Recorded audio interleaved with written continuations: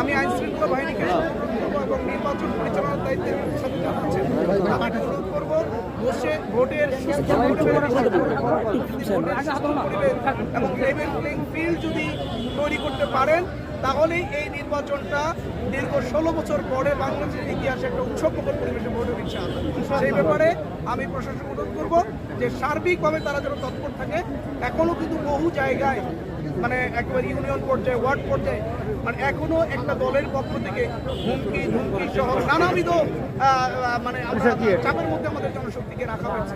তারপরও আমাদের জনশক্তি সকল ভয়ভীতির ঊর্ধ্বে উঠে তারা ধৈর্যের সাথে সবকিছু মোকাবেলার কাজ করছেন। আমরা প্রশাসনকে অনুরোধ করবো এবং নির্বাচন পরিচালনার সাথে যারা দায়িত্ব আছে তাদেরকে বলবো এই ব্যাপারগুলো ফিল্ডের বিষয়গুলো তারা যেন নিশ্চিত করে।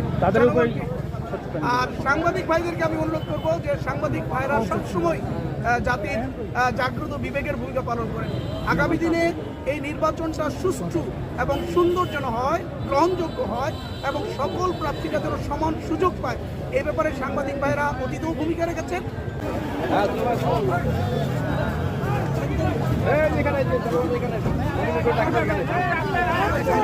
পিছন একটু পিছন